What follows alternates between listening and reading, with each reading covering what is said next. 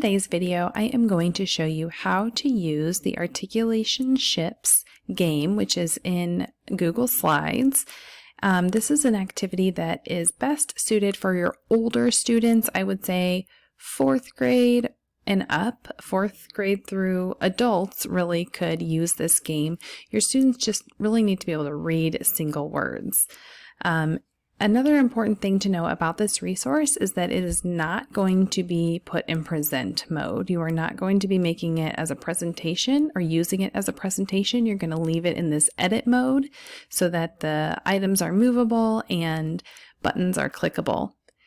One thing I suggest considering at least is to name the original version. So if you go down to version history, you can name the current version as the original, and then you'll be able to revert to it later. So you can see version history, and then I had done this one earlier, and I can restore and go back to it. Now that would be the very original version. So if you make edits to this game, which you'll see how to do that in a minute, if you make any changes by duplicating slides, changing words, or anything like that, you might want to name that version as your most recent, as your quote-unquote your original, so that when you want to go back to it, it has those changes that you made still on it.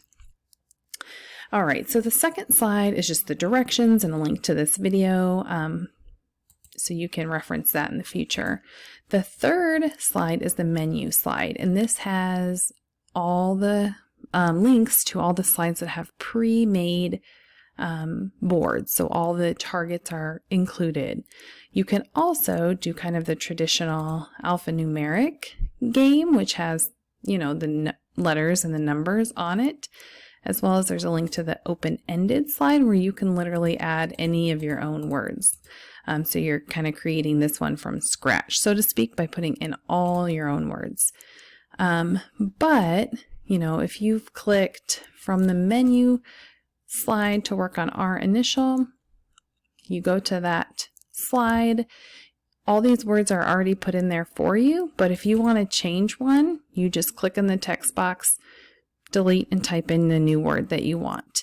You can do that to as many of these targets as you would like to. So that might be especially helpful if you have students with different targets, somebody working on our initial, but you know, you have somebody else working on S. So you might change all of these to be S words. Another thing that you might do is duplicate this slide. So maybe you have a group that works on our initial, and then you want to duplicate slide so that you have another option, and you can change all of these words to different words the next session, so that you have options. You can do that as well. If you want to delete a slide, just right click and click delete. So now it's time for the students to hide their ships. So the first student will be using these ships. These red dots are their ships, while the other player needs to somehow look away, hide their eyes, minimize the teletherapy window, put another window in front of it, so that they can't see where these ships are being placed. So the student will need to click and drag the ships to somewhere on the grid. You can rotate if you want them to go vertical, just by clicking on the ship and then rotating it with that little blue bar. So you can, once the ships are all placed, which you do need to make sure that they're not covering these lines. So I would need to move that over so that the lines are clear. Otherwise, there's a potential that, you know, the other player could see where those ships are. So I'm on slide 32, but I need to go to the slide that has covers so that I can copy and paste them to cover these slides. So I can click here to quickly go. So I'm going to click and drag my mouse to select all those white boxes. I'm going to hold down the Control key while pushing C, and then I'm going to go back to my slide, which was 32, and I'm going to select Control V to paste those covers so that the ships are hidden. Then the other player will do the exact same thing.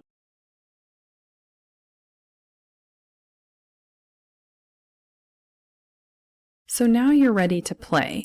I suggest if you're doing teletherapy that you as the SLP or the teacher or whatever maintain the mouse control to be able to just quickly delete the coordinates that the students choose. So now the student that hid these ships is going to be guessing about the ships on this side, where the student that hid those ships will be guessing over here. So just like in the game Battleship, the students are calling out the coordinates. They can practice these words by themselves or make a phrase or a sentence out of them to practice them at whatever level they're at. So if a student said round rows, I would delete this one. Then it would be this player's turn. So play continues back and forth until one player has uncovered all 5 ships. And they have to, find the whole ship. So let's say they get a hit on one of the ships. Their next turn, they're probably going to want to choose around that to see if they can find the rest. So you don't get to go again when you get a hit, but the next turn they're probably going to be looking to make sure they have found the whole ship. So play just goes back and forth until, like I said, someone has uncovered all 5 ships and is the winner. When you're done and you want to sort of clean up the game board, you can click undo a bunch of times and that will literally undo everything that you've done. Or, like I said, you can, revert to a previous version if you've saved those versions by name.